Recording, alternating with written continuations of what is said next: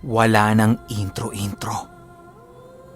Paulit-ulit bumabalik si Mamang sa bukid para sana makita niya yung kaibigan niya.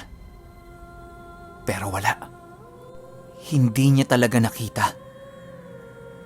Hanggang sa ito na nga. Unang-unang pagkikita nila. Makalipas ang napakaraming taon. At ang unang hiling ni Uklang kay Mamang, gamutin siya.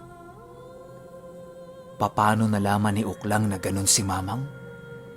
Gawa ng kilalang kilala si Mamang nang angkan nung napangasawa niya. Maniwala kayo o hindi, kalahati sa buong angkan ng asawa ni Uklang takot na takot kay Mamang. At may mga iilan na din dito ang binawian niya ng buhay.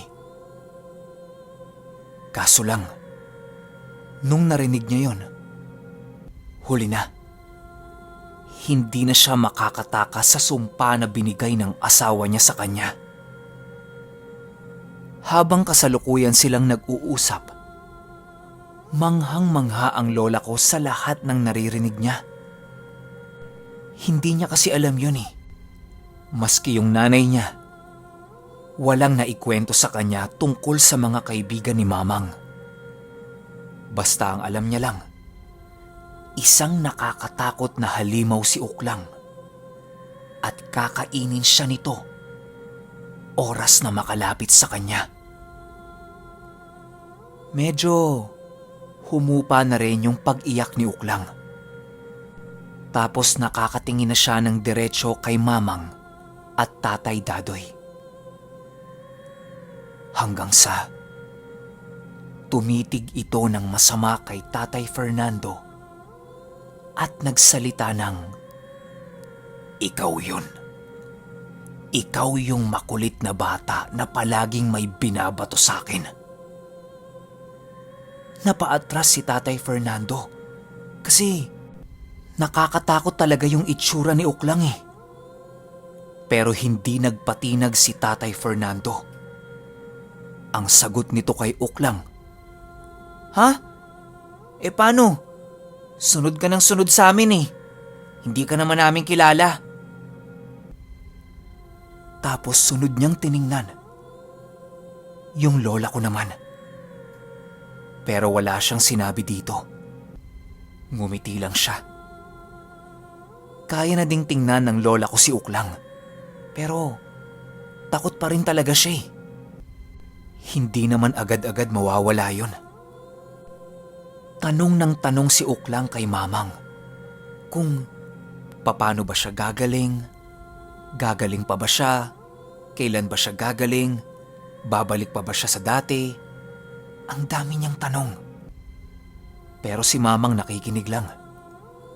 Nung tapos na siyang magsalita, tsaka lang sumagot si Mamang sa kanya. Ang sabi nito, kung gusto niyang gumaling, sundin lahat ng sasabihin niya. Unang-una, hanggat wala pang sinasabi si Mamang tungkol sa paglabas niya sa kubo, wag na wag siyang lalabas. Pangalawa, kung may maririnig siyang mga huni o kung anumang mga tinig na manggagaling sa mga kalahi ng asawa niya, wag na wag siyang magpapaakit o magpapadala dito. Pangatlo, ihanda niya ang sarili niya sa mga paparating na araw dahil samot-saring pagsubok ang kahaharapin niya. Pang-apat, meron siyang kailangang aminin kay Mamang. Mamaya itatanong ni Mamang yun. Ang pinakahuli at pinakaimportante sa lahat, sundin niya ang mga iiwang bili ni Mamang at maghintay siya ng 2 buwan sa pagbabalik nito. Gawa ng aalis pa si Mamang sa bukid Siraway. Kailangan niyang bumalik sa panabutan dahil meron pa siyang hindi natatapos na gawain. Sobrang importante nun. Maraming nakasalalay. At ang nakakaalam lang ay yung nanay ng lola ko. Tsaka na niya sasabihin sa kanila kung ano yon kapag tapos na. Pero sa ngayon, ang gusto ni Mamang, magsama-sama silang lahat sa kubo ni Tatay Dadoy. Kailangan ding gawa ni Tatay Dadoy ng karagdagang kwarto yon para doon mananatili si Uklang. Pero sa pagkakataong ito, isasama na ni Mamang si Nining. Kaya 3 na silang babalik sa panabutan. Nung marinig ng lola ko yan, nakaramdam siya ng pagkalungkot. Kasi aalis na naman sila Mamang eh. Tapos kasama pa yung nanay niya tsaka si Nining. Magsasalita na sana yung lola ko nang biglang nagtanong si Tatay Dadoy kay Mamang. Ang tanong niya dito, ibabalik niya na ba yung mga nakabaon na punyal sa ilalim ng kubo? O hahayaan niya lang na ganun yun? Ang sagot ni Mamang, hayaan lang na ganun. Gawa ng kapag binalik ni Tatay Dadoy yung mga punyal na yun, pwedeng himatayin si Uklang at hindi na magising. Makaramdam ng matinding sakit o kung ano pang mga bagay na talaga namang yuyurakan ang pagiging aswang ni Uklang. Kasi yung mga punyal na yon, pangontra talaga sa mga aswang eh. Alam naman nating lahat kung ano si Uklang, di ba? Habang nag-uusap yung dalawa, sumingit na si Uklang kasi hindi mapanatag yung isip niya eh. Tanong niya kay Mamang, Sedes, ano yung itatanong mo sa akin na dapat maging tapat ako? Dito na nagkaroon ng tensyon sa paligid. Maski yung mga tao sa bahay, biglang napatahimik. Tapos nakatutok sila sa itatanong ni Mamang kay Uklang. Walang lumalabas na salita kay Mamang. Tapos pumasok ito sa loob ng kwarto kung nasaan si Henry. Meron siyang kinuha na parang bracelet, pero gawa lang yun sa pinagdikit-dikit na ugat ng puno. Pagkuha niya nun, ang sabi ni Mamang, isusuot niya yon sa bandang pulso ni Uklang. Nung nasuot na niya, bigla itong sumikip. Ang sabi ni Uklang, Sedes, sobrang sakit nito. Parang puputulin yung kamay ko. Alisin mo! Alisin mo! Habang nagsasalita si Uklang niyan, para na siyang sinasaniba ng kung ano. Kasi bukod sa nagwawala siya, nag-iiba rin yung tono ng boses niya. Makapal na tapos garalgal. Hindi naman siya makatayo sa bangko. Ang sabi ni Mamang, labanan mo yan. Kapag nalampasan mo yan, tsaka ako magtatanong sa'yo. Makalipas ang ilang minuto, kumalma na si Uklang. Pero nakita ng lola ko na yung kamay ni Uklang kung nasaan yung bracelet, sobrang payat. Para bang hinigop ang lahat ng laman nun. Basta, nakakatakot yung itsura. Para na siyang kamay ng bangkay. Kahit nakayuko pa si Uklang, tinanong na siya ni Mamang ng, Uklang, sabihin mo sa akin ang totoo. Nakakain ka na ba ng laman ng tao? Biglang nagbago ang ihip ng hangin. Umalingasaw ang matinding baho sa paligid. Pamilyar ang lola ko sa amoy na yon. Ilang beses na niyang naamoy yon. At ang mga pwedeng panggalingan nun, kung hindi man sa impakto o laman lupa, malaki ang posibilidad na nanggagaling ang amoy na yon sa isang aswang. Nakayuko pa rin si Uklang at walang lumalabas na salita dito. Tumitig na si Tatay Dadoy kay Mamang. Tumangulang si Mamang kay Tatay Dadoy. Tapos tumakbo ito papalabas ng kubo. Ang sabi ni Mamang sa nanay ng lola ko, isarado lahat ng bintana pero iwang bukas yung pintuan na nasa tapat niya.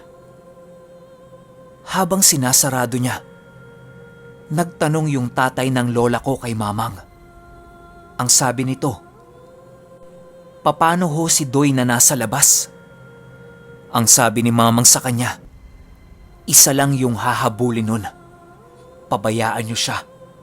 Huwag kayong mag-alala. Mas matakot kayo sa mga nasa paligid natin." Inulit ni Mamang yung tanong niya kay Uklang. "Uklang, sabihin mo sa akin ang totoo. Nakakain ka na ba ng laman ng tao?" May lumalabas na tinig kay Uklang na,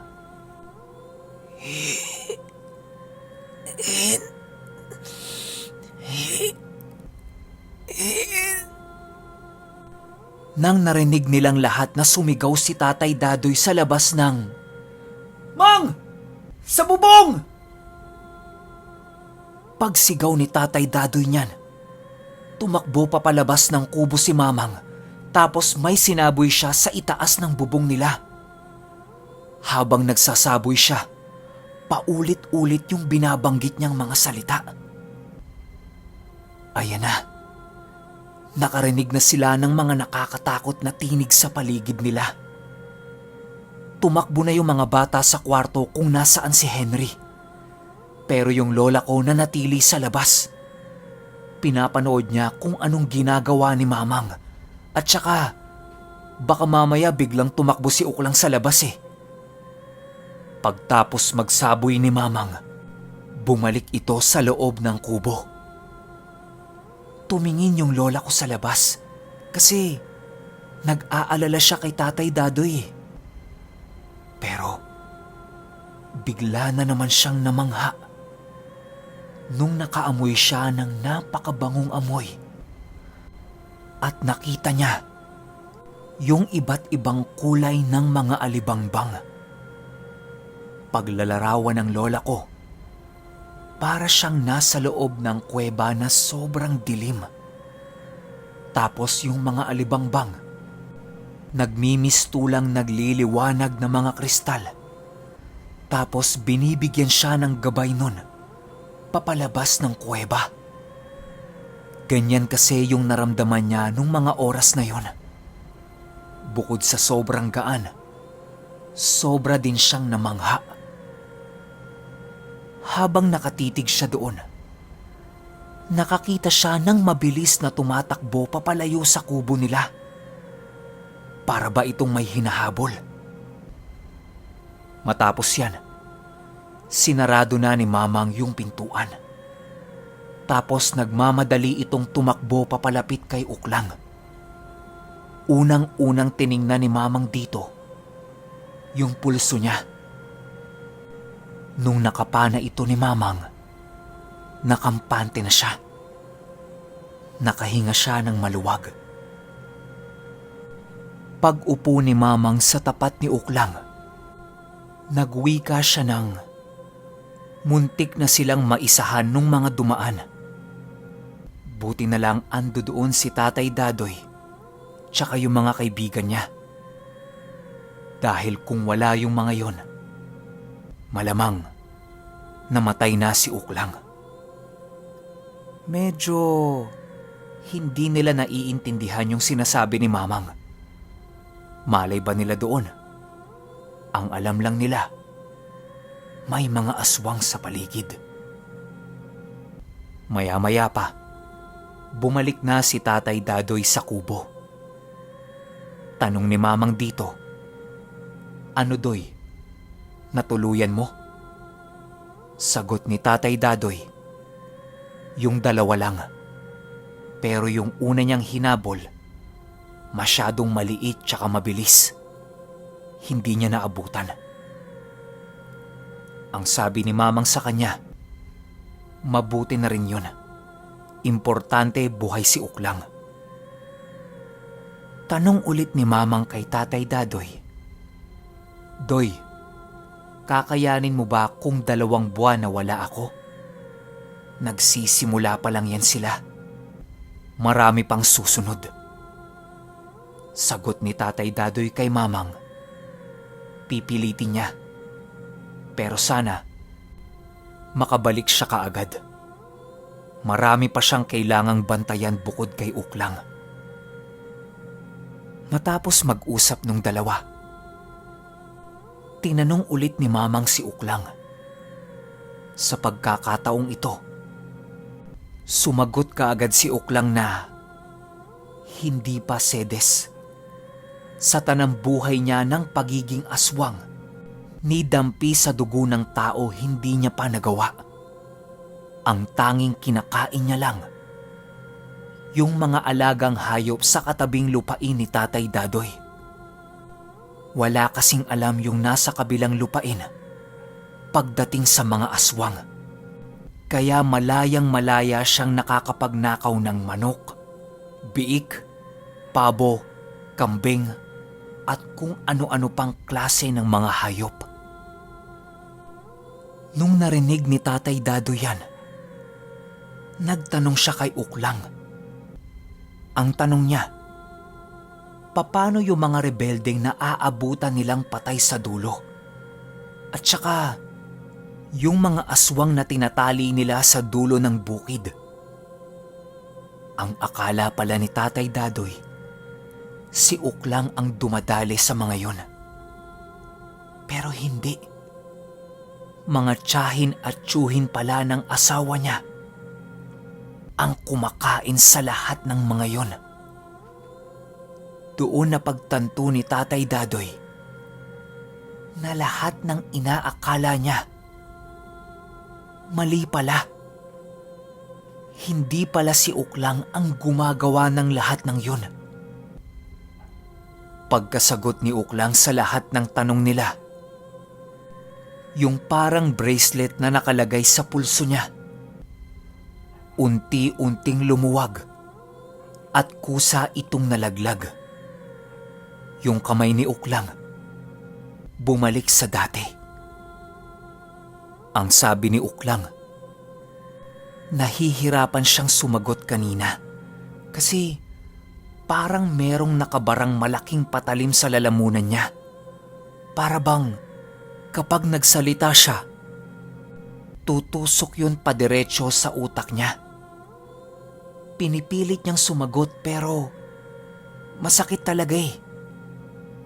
Ang pinagtataka niya, nawala rin yun kaagad. Tapos nakahinga siya ng maluwag. Ang sabi ni Mamang sa kanya, alam na ng mga kamag-anak ng asawa niya kung nasaan siya. Ito na yung sinasabi niyang magiging pagsubok niya. Sa umaga hanggang hapon, wala siyang magiging problema. Pero pagpatak ng hating gabi, doon na lalabas lahat ng hindi niya inaasahan. Sumang-ayon naman si Uklang sa mga sinabi ni Mamang at sinabi niyang susundin niya ang lahat ng yon hanggang sa bumalik si Mamang sa bukid. Nung tapos na ang diskusyon nila, ang sabi ni Mamang, manatili lang si Uklang sa bangko. Hintayin niya mag-umaga. Gawa ng may ipapahid pa siya sa katawan nito. Makalipas ang ilang oras, hindi na namalayan ng lola ko yung nangyari. Kasi nakatulog siya eh. Paggising niya, nakatayo na si Uklang at para bang may ginagawa ito habang nakaharap sa lababo. Natatakot yung lola ko kasi wala nang tao sa loob ng kubo eh. Silang dalawa na lang ni Uklang. Pagtayo niya, biglang lumangit-ngit yung sahig ng kubo. Tapos napatingin sa kanya si Uklang. Ang wika ni Uklang sa kanya. Okay, kita-kits tayo bukas sa part 4. Yun lang. Salamat.